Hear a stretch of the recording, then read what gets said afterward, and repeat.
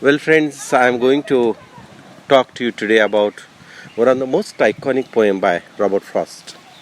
The first of all, I'm going to read you the poem. What does the poem mean? Let me read it. Two roads diverge in a yellow wood, and sorry, I could not travel both.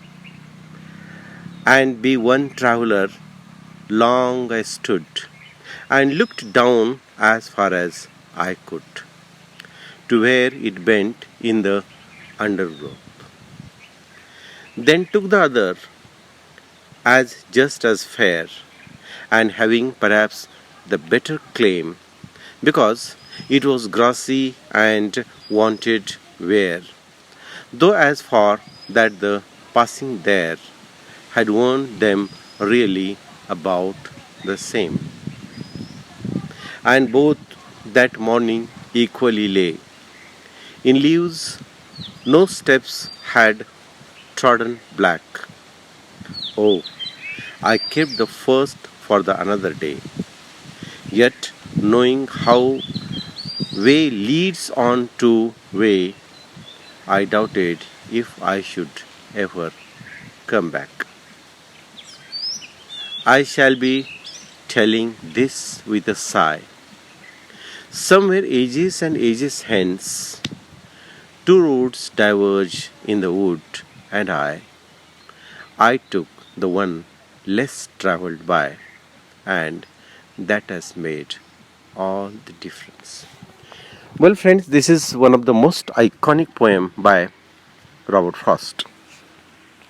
It's very strange that you will listen to that the way it has been taken as a very motivational poem by most of the people about over 100 years.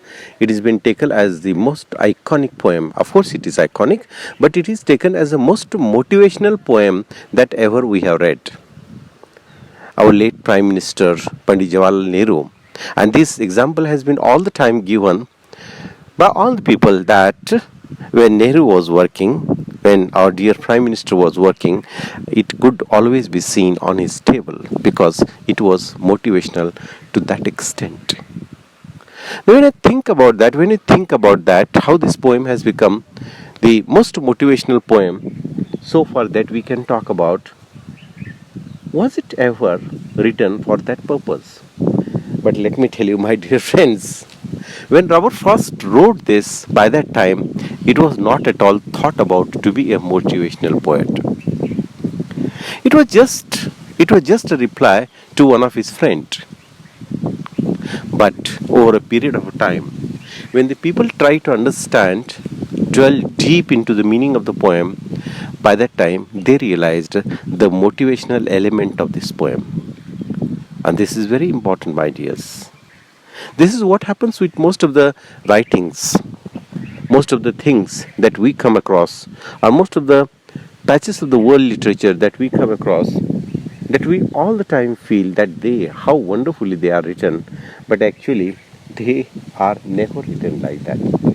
They are written in a casual way, but God knows, perhaps something must be working as an underline for it. Now, let me tell you, my dear friends, what is the essence of this poem? The essence of the poem, or the theme, we can say, if I want to use the literary word for that, the basic thought or the theme of the poem is to underline the dilemma in the mind of the people. What is this all dilemma? That most of the people that you will come to know, they are always and always confused about what to select and what not to select. When I am sitting here, I am also confused what to give and what not to give. Now, this whole confusion of the human life about selecting what is good and what is bad, or perhaps what is good and what is more good, is perhaps underlined here by that. And every human being, every individual comes across this kind of a thought one or the other day in his life. So here is a narrator, or here is a speaker, and presumably we can think about that the narrator is nobody else but the poet himself, or you can think, or you can take to be as any narrator. And this narrator is caught in such a situation where he is seeing the two roads. and he looks at the one road and he looks at the another road as well. Now there is a dilemma that is going on in his mind. There is something confusion that goes on into his mind, that which road I should select, whether this one or whether this one. This one seems to be a regular road, or this one seems to be a road that has always been taken. And with all these beautiful lines, as we can say, that he describes about what are these lines. Now here the poet is describing in a very beautiful manner about how this road is tempted, but my dear friends, he has kept aside all that temptedness.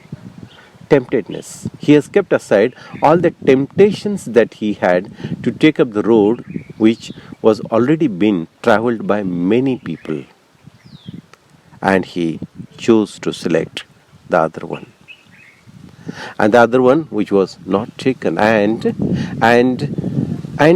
that is why it has been said, my dear friends, no, don't travel that road, don't go on that road which has been traveled by the people, but you can always select a new road and you can leave behind your trail. Perhaps this is very essential, and the last two lines, they are the milestones, we can say.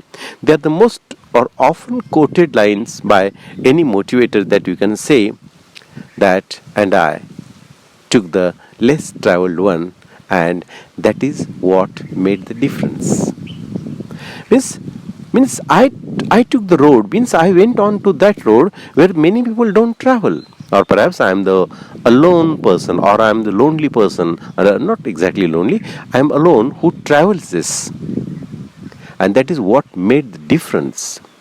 Because when doing certain things, if you are doing the things which are been done by hundreds and thousands and millions of the people, perhaps you are not doing anything, you are doing the same thing. वही काम हम हमेशा कर रहे हैं, लेकिन वही काम जब आप अलग तरीके से करते हैं, तब जाके कोई बदलाव पॉसिबल होता है, तब जाके कोई ऐसी चीज़ पॉसिबल होती है जो औरों ने नहीं की है. And if you just look at the biographies of the many people, if you look at the things which have been done by the many people, you will really realize that. That is what it speaks about, and I think that we should always keep in mind this. आज के लिए इतना काफ़ी है. Next time जब बोलूँगा कुछ और बातें बोलूँगा. Take care.